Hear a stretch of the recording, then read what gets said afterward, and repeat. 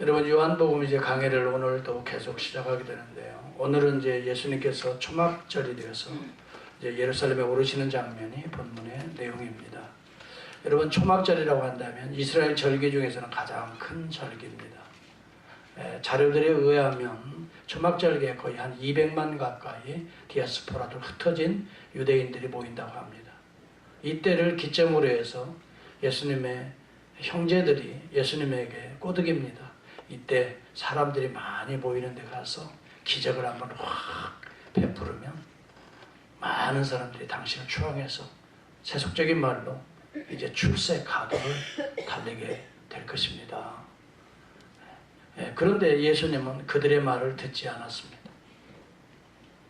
예수님은 세상 사람들의 박수발채를 받고 또 그들의 어떤 요구대로 출세가 목표가 아니었습니다. 이것이 바로 이 하나님 나라와 우리 세상 나라의 차이점입니다. 세상 나라는 어떻게든 출세해야 됩니다.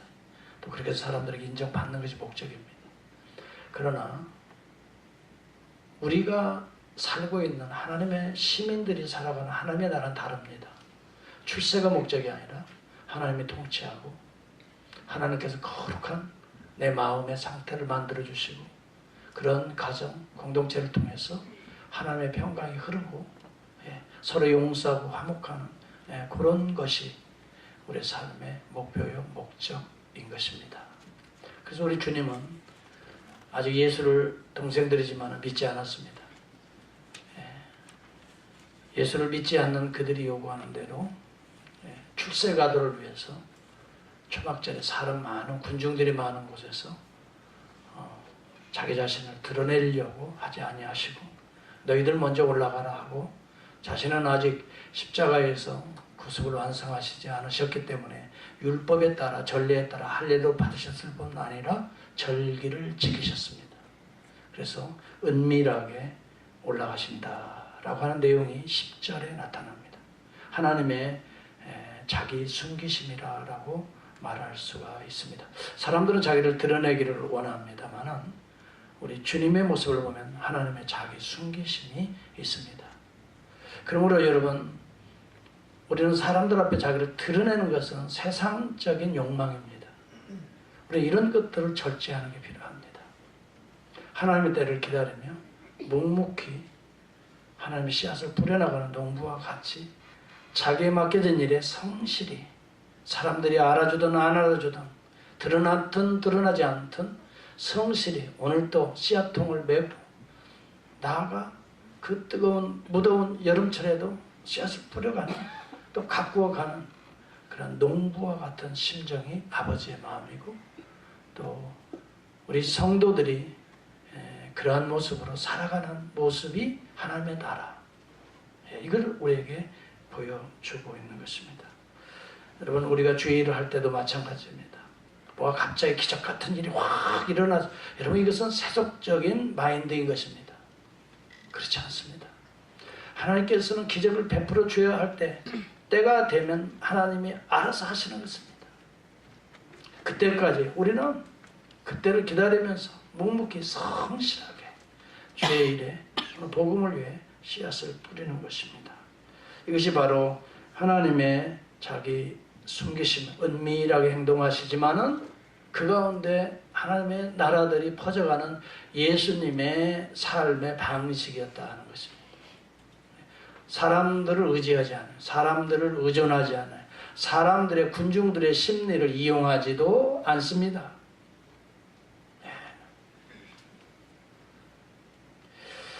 여러분, 여기에서 우리가 막 행동해서는 안 될 이유가 바로 여기에 있는 것입니다. 우리 그리스도인들이 막 행동해서는 안 돼요.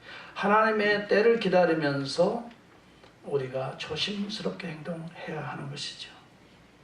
하나님의 역사, 구속의 역사가 방해받지 않기 위한 것입니다. 자칫 군중들의 힘을 의지하면 하나님의 나라는 방해받을 수도 있는 것입니다. 목표는 군중들의 박수갈채가 아니었습니다. 예수는 하나님의 구속의 십자가였습니다.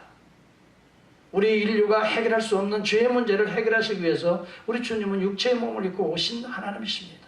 그 구속의 역사를 바라보면서 때가 무르익기를 기다리면서 하나님의 손길 아래 움직여 갔던 것입니다. 이것이 바로 하나님의 은밀한 자기 숨기심의 의도였던 것입니다. 이것이 바로 우리에게 보여주는 복음에 합당하게 생활하라라고 하는 원리인 것입니다.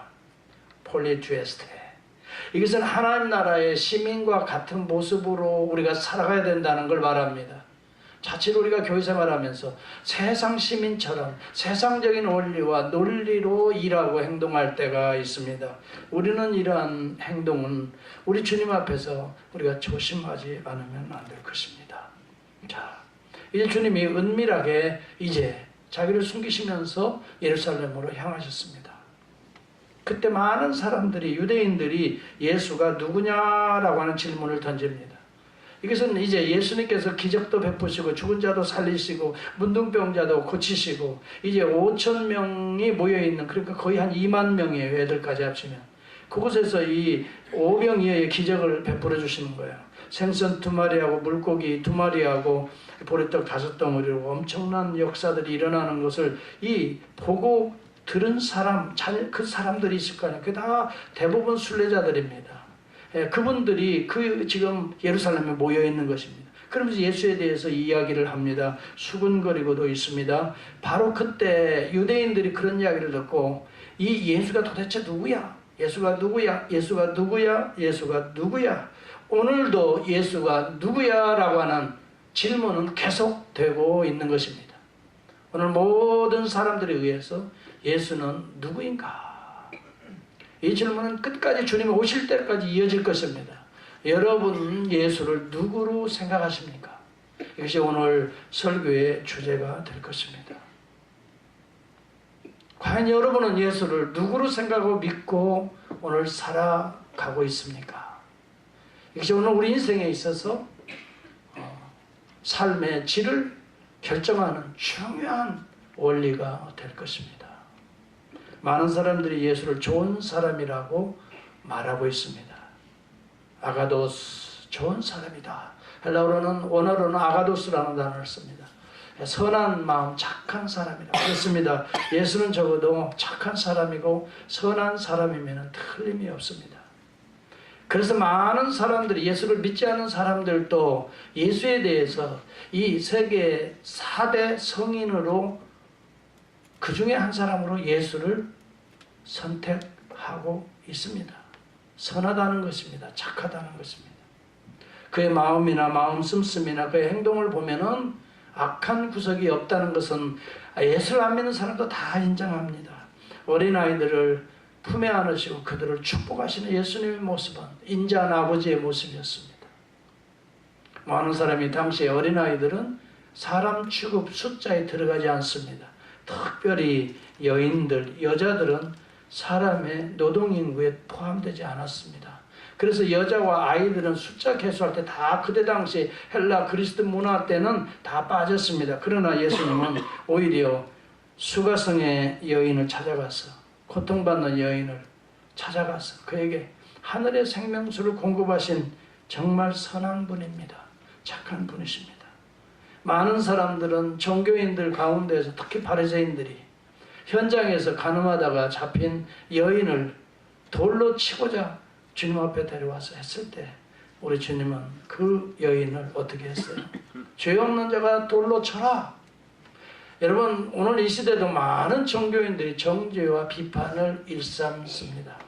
그러나 우리 주님은 그들 향해서 과연 너는 어떠한가? 를 질문하시는 분이십니다. 참으로 선하신 분이지요. 자신을 잘 돌봐야 될 것을 말씀하는 분이지요. 여러분, 그러면서 우리 주님은 가늠하다가 현장에서 잡힌 여인까지도 돌로 치는 것을 막으시고 그 다음에 그녀를 따뜻하게 품어주셨습니다. 나도 너를 정죄하지 아니하노니 다시는 그런 일을 하지 말라. 죄를 사랑하시는 것이 아니라 죄를 여러분 어떻게 해요? 깨끗이 씻어주시는 우리 주님의 모습을 보여줍니다. 여러분, 우리가 죄인입니다. 죄를 때리는 것이 아니라, 죄를 가지고 때리는 것이 아니라 죄를 씻어서 우리를 정결하게 만드시는 주님의 온유와 겸손하신 모습을 우리는 보여주고 있는 것입니다. 주님이 선하십니다. 그렇습니다. 좋은 사람이면은 틀림이 없습니다. 7 귀신이 들려서 평생을 고생하던 막달라 마리아를 우리 주님이 너무 긍휼히 여기서 불쌍히 여기서 그 여인을 이 귀신을 쫓아내고 자유케 하신 분이십니다. 우리 주님은 정말 사람들이 꼴보기 싫다고 가까이 하지 않는 사람들을 오히려 가까이해서 그들로 하여금 자유와 기쁨, 참된 해방과 하늘의 기쁨들을 선사하신 선한 분이십니다. 사람들은 세리와 당시의 종교인들은 죄인을 가까이 하지 않았습니다. 그러나 우리 주님은 그들과 가까이 하면서 오히려 비난 받으시면서까지 그들을 가까이 하셨습니다. 세리와 죄인들의 친구다라고 하는 이야기를 듣습니다. 이것이 마태복음 9장 10절에 나타나는 내용입니다. 그러나 우리 주님은 그들을 버리지 아니하셨습니다. 참으로 선한 분이시죠. 참으로 착한 분이시죠.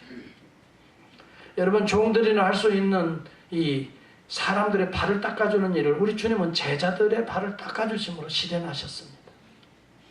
주님은 하나님이시고 하나님의 아들로 이 땅에 오셨지만 세상에 제자들의 발을, 더러운 그 냄새나는 발을 우리 주님이 다 닦아주시고, 내가 주와 선생이 되어서 너희들의 발을 닦았으니 너희도 서로 형제의 허물이 있든지 서로 닦아주고 용서하라.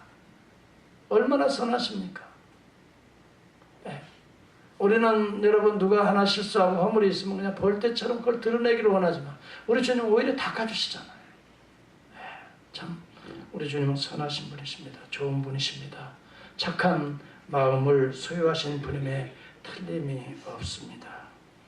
그러나 우리 예수님과 같은 착한 마음, 선한 마음, 오늘날 그런 마음을 닮은 사람들도 우리 주변에는 흔히 볼 수 있다고 하는 것입니다. 여러분, D.L. 무디 선생님을 여러분은 아실지 모르겠습니다.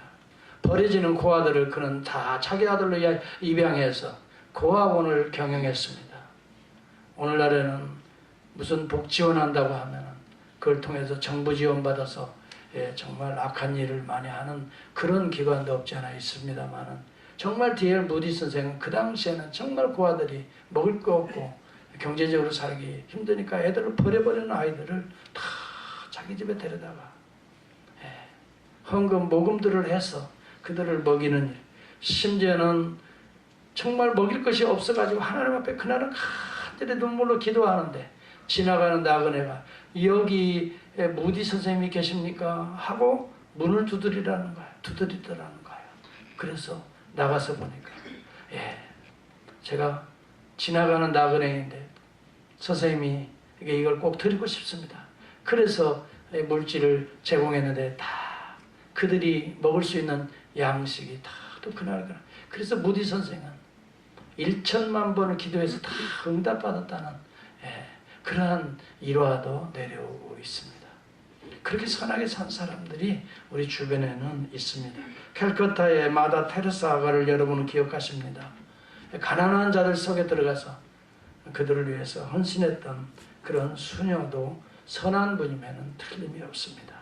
하버드요 예일대학의 교수였던 헨리 라우엔, 그는 하나님 앞에서 뭔가 선한 일을 하고 싶어서 그 귀한 대학의 교수직을 내려놓고 캐나다에 장애인들이 모여 사는 라리시 데이브렉이라고 하는 장애인 센터로 들어가서 남은 생애를 그 장애인들을 돌보는 일에 헌신하다가 하나님을 부름을 받았던 헨리 라우엔이 있습니다. 그분도 역시 선한 분입니다. 정말 착한 분이면 틀림이 없습니다. 예수를 닮은 착한 분들이 우리 주변에 많이 있습니다. 여러분, 평생 문둥병자를 도우면서 그들 속에서 복음을 전했던 손양원 목사님이 계십니다. 여수 순천에 가보면 애양문이라는 곳이 있습니다. 그분은 그렇게 여러분 사람들이 버리는 문둥병자촌에 들어가서 정말 그들을 친히 입으로 고름을 짜주면서 자신의 생애를 헌신했던 정말 착하고 선한 분입니다. 공산당들이 들어와서 공산당원에 의해서 자기 아들 2명이 총살을 당합니다. 그런데 나중에 이제 우리 국군이 다시 회복하고 나서 그 공산당원을 잡습니다. 그래서 그를 처형시킬 그 순간에 이 손양원 목사님, 자기 아들 둘을 총살시킨 그 사람을 사형시키지 말라고, 내 아들이라고, 내 아들로 입양했습니다. 자신의 아들로 입양을 하고 그를 살려준 정말 착하고 선한 분이십니다. 그런 분들이 오늘 우리는 주변에 있습니다. 예수 그리스도는 그러한 인간의 착함과 선함의 기준으로 만족할 만한 분이시면 틀림이 없습니다. 그러나 우리가 한 가지 기억해야 될 요소가 있습니다. 세상을 정복했던 나폴레옹은 이런 이야기를 합니다. 나는 한 위대한 사람을 안다라고 말을 했습니다. 그는 바로 예수 그리스도라고 말합니다. 그는 인간 이상의 분이라고 고백을 합니다. 세상을 정복했던 그 위대한 정복자가 예수를 안다라고 말합니다. 그는 단순한 인간 이상의 분이다라고 말을 합니다. 그렇습니다. 우리가 사람으로서 윤리적으로 얼마든지 선하게 살 수 있습니다. 그러나 그 윤리적인 선이 온전한 하나님의 선은 될 수가 없다고 하는 한계가 있다라고 하는 사실인 것입니다. 여러분, 우리가 율법적으로, 우리가 어떤 규정적으로 선하게 살아야 될 것은 분명하지만, 그러나 그렇게 선하게 사는 그 선함의 동기 속에는 우리의 악함이 담겨질 수도 있는 것입니다. 거기에는 우리의 욕망이, 세속적인 욕망이 담겨질 수도 있는 것입니다.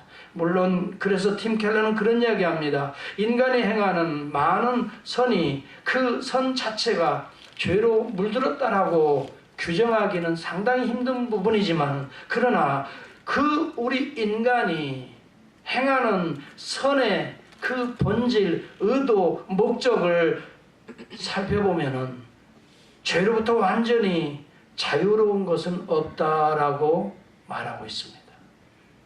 여러분, 우리의 선이라고 하는 것은 그 정도의 한계를 가지고 있는 선이라고 하는 것입니다.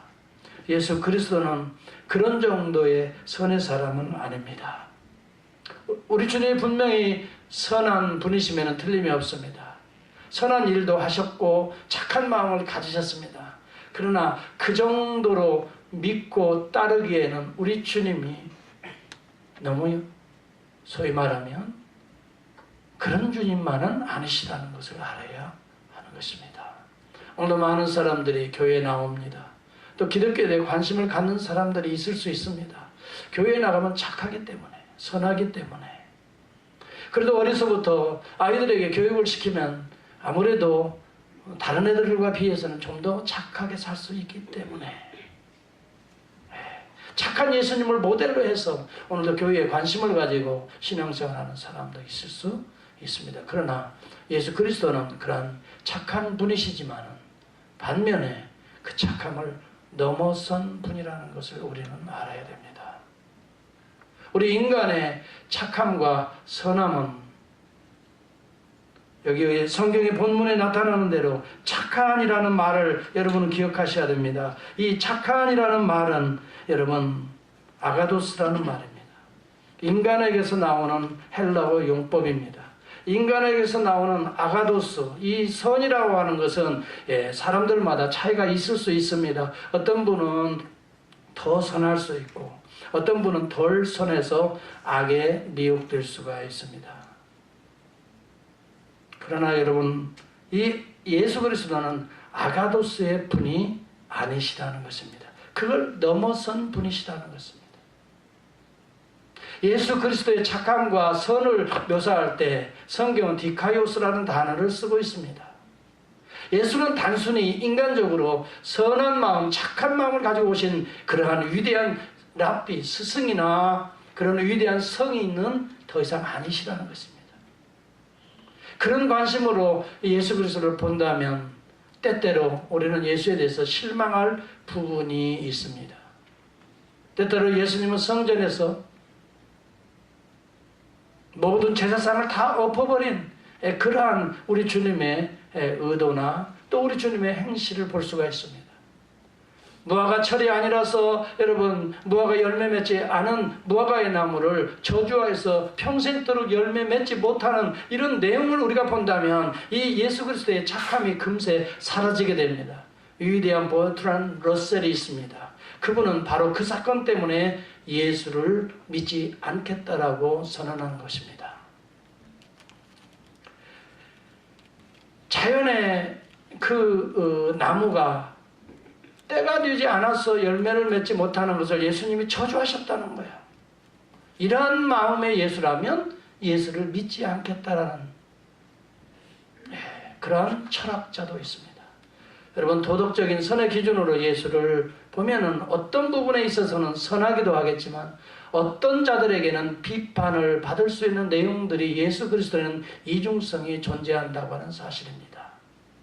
그렇기 때문에 우리에게 더 중요한 것이 있다면 근본적인 그 행위의 동기요 목적인 것입니다.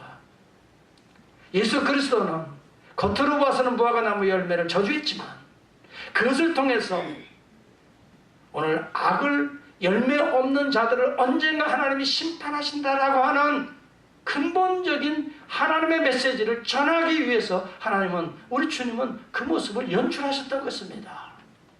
예수님의 행동의 근본적인 원인을 볼 수 있어야 됩니다.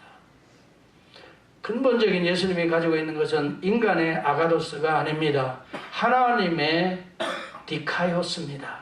이것을 우리가 바라보지 못하면, 인간의 선호 기준으로 본다면 얼마든지 그리스도는 비판받는 부분도 있을 것입니다. 그런 자들에게는 예수가 필요 없는 것입니다. 언젠가는 좋은 부분을 가지고 따라갔는데 내가 기대하는 그런 아가도스의 기준에 미치지 못한다면 예수는 얼마든지 버려버릴 수 있는 무리들인 것입니다. 그건 신앙이 아닙니다. 바로 이 무리들이 좋은 사람이라고, 떡을 주니까 좋죠. 그러나 또 따라가니까 뭐라고 말을 해요? 우리 주님이 너희들이 나를 따르는 것은 떡을 먹고 배부른 까닭이지 하늘의 양식에 대한 메시지를 너희들은 깨닫지 못했다고 그랬어요. 하나님의 의를 깨닫지 못하고 배부른 아가도스만 깨달았다는 거예요. 이것이 오늘 윤리적인 기독교로 타락시키는 오늘 이 시대의 교회를 향하는 말씀이라고 저는 생각합니다. 세상적인 어떤 기복적인 아가도스를 오늘 교회 강단에서 설교한다면 이것은 복음이 아니라는 것입니다. 우리는 하나님의 디카이오스, 하나님의 의, 하나님의 선을 우리가 얻어야 참된 믿음을 가질 수가 있게 되는 것입니다. 하나님 안에 거듭날 수가 있는 것입니다. 여러분, 우리 안에 기준이 어떤 윤리적인 부분으로 기준이 되어서는 아니되는, 진리의 부분이 있을 때에 진리에서 윤리가 나오는 것입니다. 예수 그리스도의 하나님의 의를 우리가 취하게 될 때, 이 진리가 우리 안에 있게 될 때 우리는 아가도스가 나오는 것입니다. 아가도스를 가지고 진리에 접근할 수가 없습니다. 디카이오스, 하나님의 의를 가진 자들, 하나님의 의를 덧입은 자들에게는 세상 사람들에게 선한 행동을 할 수가 있게 되는 것입니다. 여러분, 제가 아까도 얘기했지만 캘카타의 성녀라고 부리는 테레사 순녀, 어떤 면에서는 성녀라고 불리고 또 노벨 평화상도 받습니다. 그러나 크리스토퍼 에릭 히친스라고 하는 사람은 그에 져서 자비를 팔아먹다라는 책을 썼습니다. 테레사 순녀의 비리를 폭로하는 책입니다. 여러분, 어떤 측면에서 보면 아름답고 선한 이야기가 될 수 있습니다.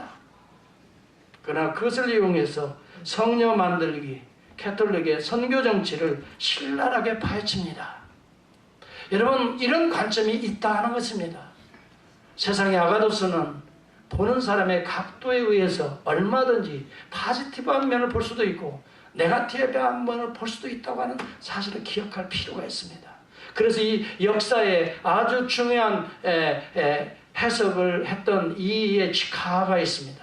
아주 역사학자입니다. 역사란 무엇이냐를 정의합니다. 이렇게 정의합니다. 역사는 과거와 현재의 끊임없는 커뮤니케이션이다, 소통이다, 이렇게 정의를 합니다. 여러분, 어떤 사건에 대해서 어떤 시각으로 보느냐에 따라서 역사는 달라질 수가 있다는 것입니다. 제가 한번 예를 들어 보겠습니다. 우리 한국의 역사에 많은 왕들이 나옵니다. 그분들이 선한 정치를 했는지 악한 정치를 했는지 왕조실록을 보면 잘 나타나지 않을 수 있습니다. 네. 집현전의 학자들이 어떤 관점에서 왕의 모든 왕의 행실을 판단하느냐에 따라서 역사는 달리 보여질 수가 있다라고 하는 것입니다. 민중의 입장에서 쓴 것들을 우리가 보지 않는 한 온전한 팩트를 알 수가 없는 것입니다. 많은 부분 우리는 왜곡된 역사를 여러분 실역사라고 우리는 알고 또 강요당하고 왔던 것입니다. 이해측하는 그런 면에서 그런 이야기를 합니다. 이 역사라고 하는 것은 보는 그 역사를 저술하는 자의 시각이 있다는 퍼스펙티브가 있습니다. 거기에 따라서 달라질 수 있음과 동시에 오늘 이 시대 그 역사를 바라보는 오늘 내가 있습니다. 이 두 과거와 현재의 퍼스펙티브와 끊임없이 소통하게 될 때 실역사, 참역사가 나온다는 것이 그러므로 역사는 진화한다라고 말을 했습니다. 어떤 관점에서 보느냐에 따라서 이 세상적인 윤리라는 것이 바로 그렇습니다. 그래서 오늘 많은 신학자들이 상황윤리를 이야기합니다. 시츄에이셔널 에틱이라고 합니다. 어떤 상황에서 그 행동은 선이 될 수 있지만 그러나 어떤 상황에서는 악이 될 수 있다라고 하는 것입니다. 이것을 우리는 상황윤리라고 말합니다. 여러분 이게 지금 제가 어려운 이야기를 갖습니다. 세상의 윤리가 그렇다는 것입니다. 세상의 윤리는 문화에 따라서 역사에 따라서 여러분 동서에 따라서 다 그 윤리적 개념과 해석이 달라질 수 있다는 것입니다. 그러므로 예수 그리스도를 윤리적으로 보지 말기를 바랍니다. 그것 때문에 주님을 따라가지 말기를 바랍니다. 그것은 예수를 믿는 것이 아닙니다. 여러분 예수 그리스도는 그런 윤리적인 사람이 아닙니다. 하나님의 디카이오스를 가지고 오신 분입니다. 하나님의 아들이면 어떻게 믿을 수 있습니까 주님? 목사님에게 그렇게 질문합니다. 어떻게 그 사실을 믿을 수 있어요 목사님? 저는 세 가지로 증거하려고 합니다. 첫째는 하나님 자신이 증거해야 합니다. 하나님의 의를 가지고 온 하나님의 아들이라고 하는 사실을 하나님이 증거해야 됩니다. 두 번째는 예수 자신이 증거해야 됩니다. 나는 하나님의 의를 가지고 온 자라고 스스로 증거해야 됩니다. 세 번째는 예수와 함께 살았던 사람들이 증거해야 됩니다.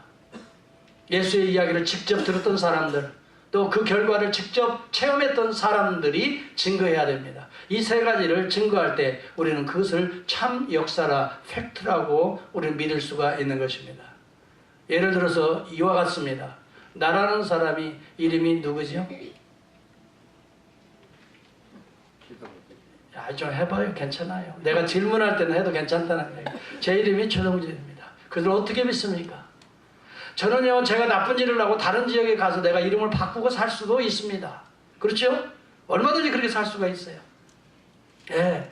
그걸 어떻게 믿냐? 무조건 믿는 여러분들이 저는 고마움을 뿌리지만은 여러분, 제가 최동진이라고 목사라고 하는 사실을 인정받기 위해서는 세 가지가 필요합니다. 여러분들이 나를 낳아준 아버지를 만나야 됩니다. 이 사람이 누군가 물어봐야 됩니다. 그렇죠? 맞다면 좀 끄덕끄덕 좀 하시고 반응 좀 보세요. 맞습니다. 예, 나를 낳아준 아버지를 만나보면 확실히 알 수 있습니다.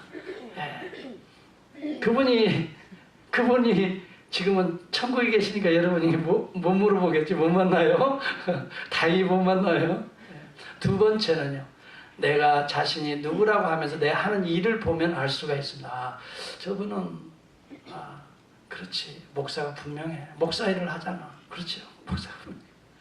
여러분이 내가 하는 일, 그리고 내가 말하는 일에 대해서 맞지. 나는 누굽니다 라고 내가 말을 하면 그것을 보고 여러분들이 본인이 증거하는 것을 믿을 수 있습니다. 그것도 내가 거짓말할 수가 있어요. 그렇죠? 내가 거짓말할 수 있어요. 나를 좀 위장해서 좀 좋게 꾸며서 여러분들에게 좋은 모습으로 보여주려고 할 수 있어요. 그런데 나를 좀 더 정확히 하려면 세 번째 누가 필요합니까? 나와 같이 살아본 내 식구들이 필요합니다. 우리 누님한테 이제 살아계신 우리 형님한테 물어보시면 됩니다. 어떻게 살았어요? 어떤 성격이었어요? 예, 뭘 좋아했어요? 이걸 알면은 벌써 이 세 가지가 알면은, 그리고 나와 함께 다녀봤던 친구들을 만나서 물어보면 정확히 할 수가 있습니다. 네, 이 세 가지입니다. 나를 낳아주신 아버지입니다. 나를 보내신 아버지입니다. 내 자신의 증거입니다. 하나는 나와 함께 살았던 사람입니다. 자, 예수 그리스도가 디카이오스, 하나님의 의를 가지고 오신 그것이 필요하기 때문에 하나님의 의를 주시는, 우리에게 임하게 하시는, 그러므로 죄로부터 자유하게 하시고 두려움으로부터 해방시키시고 여러분 죽음의 문으로부터 우리의 문을 여시는 그분이라는 사실을 우리는 어떻게 알 수 있습니까? 아버지가 친히 말씀하셨습니다. 아버지는 예수 그리스도가 이 구속의 사역을 시작하실 때, 세례를 받을 때 마태복음 3장 17절에 이는 내 사랑하는 아들이요 내 기뻐하는 자라 라고 말씀했습니다.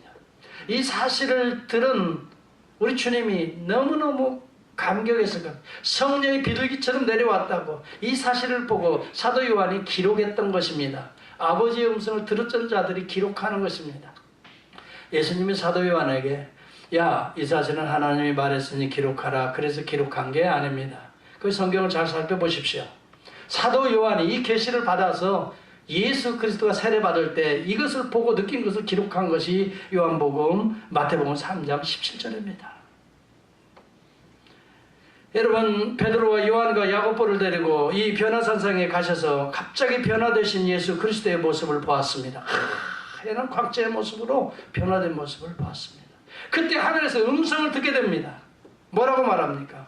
아버지 하나님의 음성이 이는 내 사랑하는 아들이요 내 기뻐하는 자라. 너희는 이 예수의 말을 들을지어다 라고 말을 합니다. 이 이야기를 들은 자가 성경을 듣고 기록한 것입니다. 그래서 이 사도 요한은 요한일서에 내가 직접 보았고 내가 들었다라고 말을 했습니다. 이는 내 사랑하는 아들이요 내 기뻐하는 자라라고 하는 말입니다. 이 음성을 들었다는 말입니다. 내가 보았다는 것입니다. 그런데도 믿지 않겠다고 하는 분, 믿지 못하겠다는 분들은 믿지 않겠다고 선택하는 분입니다. 역사적 사실을 내 관점에서 해석하는 자인 것입니다. 끊임없는 커뮤니케이션이 필요합니다. 과연 그런가? 과거와 현재를 가지고 우리는 말씀을 가지고 끊임없는 커뮤니케이션을 해야 되는 것입니다. 그래서 여러분의 생각이 달라져야 되는 것, 이것을 신앙적 진화라고 말하는 것입니다. 여러분, 우리는 얼마든지 신앙은 바뀌어질 수가 있는 것입니다. 실증적으로. 여러분, 그러고 나서 여러분 생각해 보십시오. 성경은 분명히 말합니다. 예수 그리스도가 누구십니까? 히브리서 2장 2절과 3절에 이렇게 말합니다. 그는 하나님의 영광의 광채라고 말합니다. 그 본체의 형상이라고 말합니다. 예수 그리스도는 단순히 윤리적으로 선한 착한 마음을 가지신 그런 분이 아니라 하나님의 영광을 가지고 육체의 몸을 입고 오신 영광의 광채라고 말합니다. 본체의 형상이라고 말합니다. 그것을 본 자요, 계시를 받은 자의 기록을 가지고 우리는 믿게 되는 것입니다. 그러므로 믿음의 주요 온전케 하시는 이 예수를 바라봐야 된다라고 히브리서 기자는 결론처럼 우리에게 이야기합니다. 단순한 모세가 아니라라고 말합니다. 그 유대인들이 그렇게 믿고 싶어하는 천사, 영물, 천사도 아니라는 것입니다. 천사보다 탁월한 그리스도, 이미 천사를 창조하신 그리스도인 것을 히브리서는 비교하면서 쓰고 있는 것입니다. 모세를 그들은 추앙합니다. 모세와 같은 선지자를 기대합니다. 모세보다 탁월하신 그리스도를 소개하고 있습니다. 관심 있는 분들은 히브리서를 가지고 커뮤니케이션을 해야 합니다. 그래야 여러분들의 역사 이해에 대한 발전이 가능한 것입니다. 여러분, 모세는 하나님의 집에 종으로 일해왔지만 예수 그리스도는 아들로 충성하셨다라고 이렇게 비교합니다. 여러분, 당시 종과 주인은 엄청난 차이가 있습니다. 아들은 아버지의 기업을 잇는 자요, 종은 기업의 부스러기를 가지고 먹고 사는 자인 것입니다. 여러분, 예수 그리스도는 주인의 기업을 상속할 아들이라는 것입니다.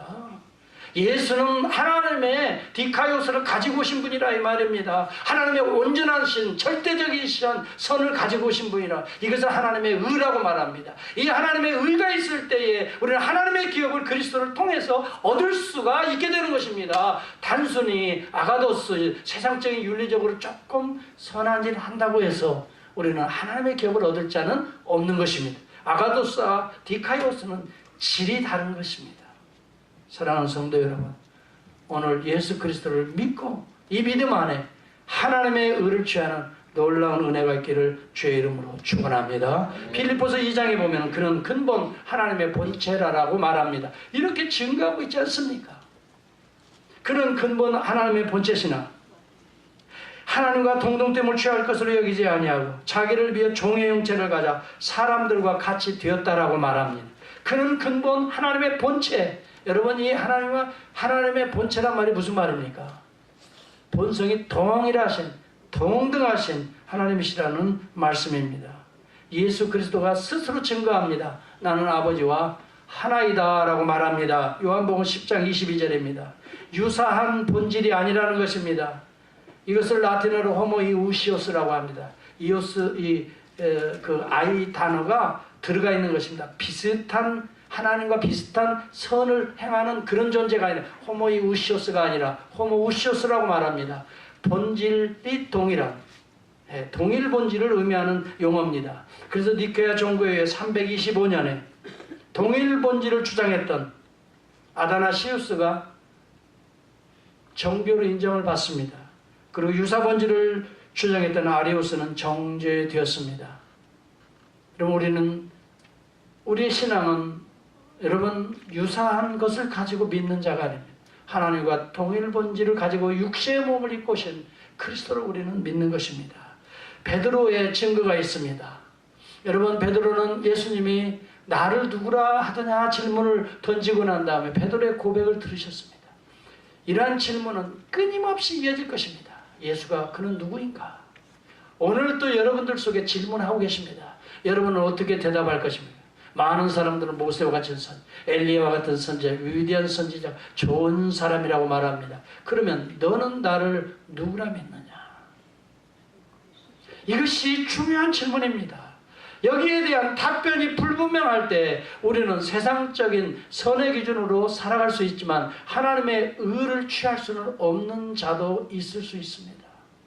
신앙생활은 동일하게 하는 것 같지만 세상에서는 구별이 안 되지만 하나님 앞에서는 구별될 자가 있게 되는 것입니다.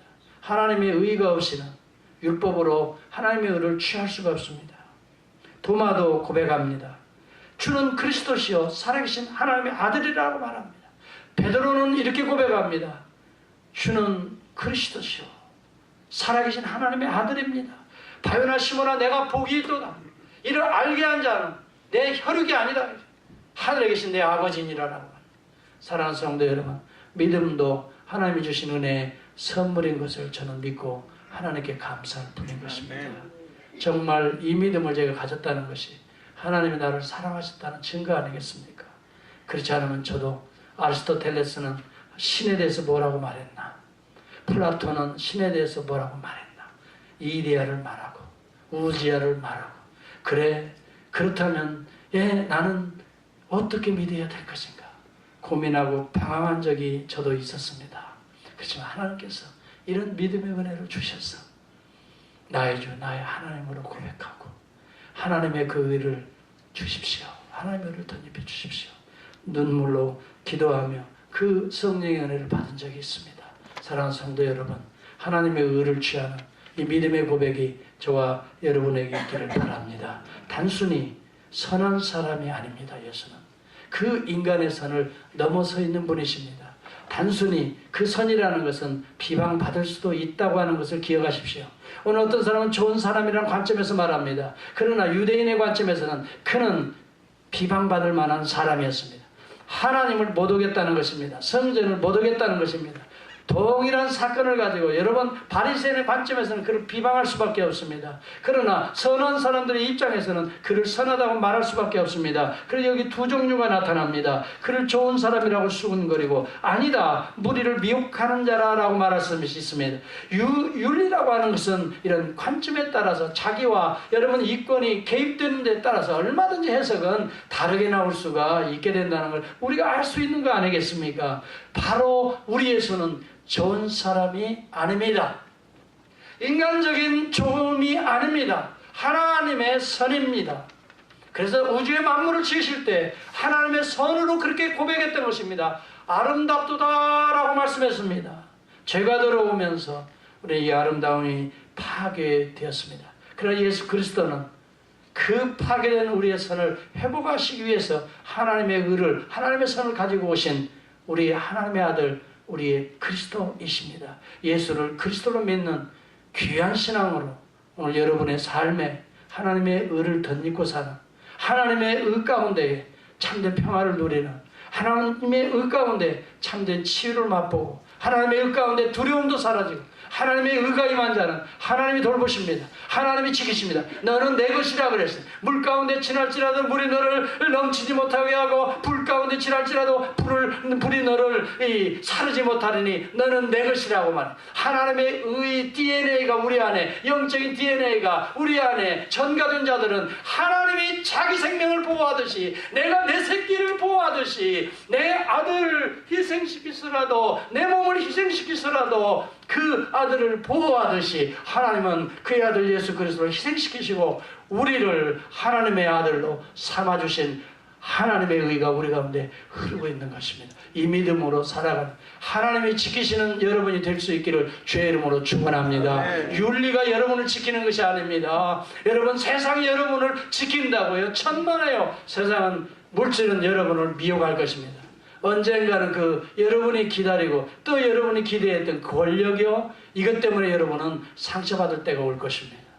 언젠가는 이 모든 것을 다 놓아버려야 될 때가 분명히 옵니다. 여러분, 그러나 그때에도 우리를 놓지 않는 유일하신 하나님, 그 하나님의 사랑은 하나님의 디카이오스입니다.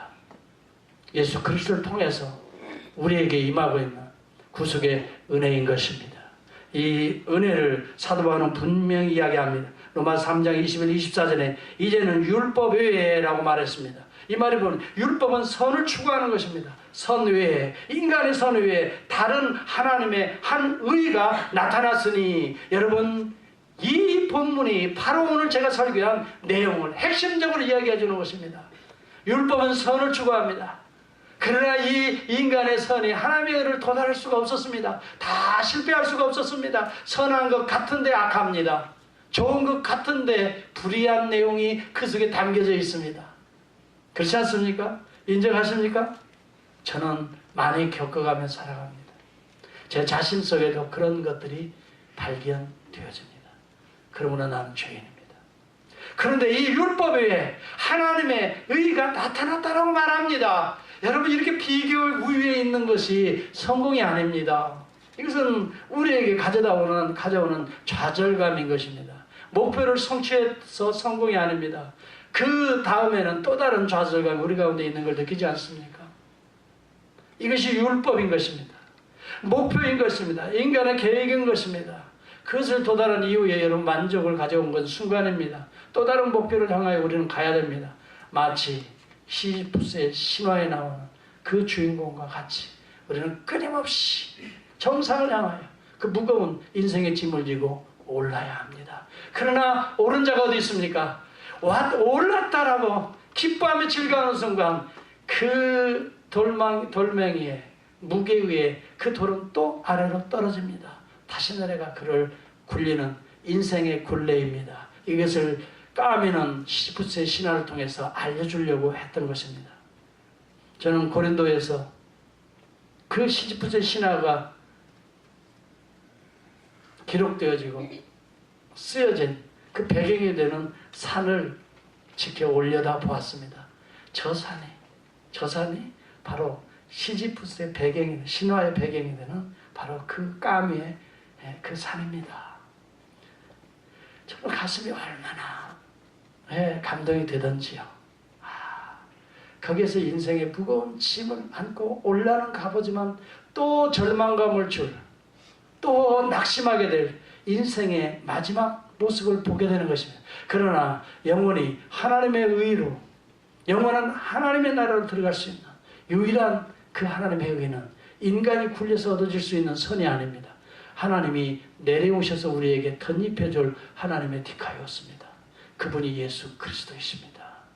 오늘 예수 그리스도를 통해서 이런 하나님의 의로 충만한 삶을 사시기를 주의 이름으로 축복합니다. 네. 기도하겠습니다. 하나님 감사합니다.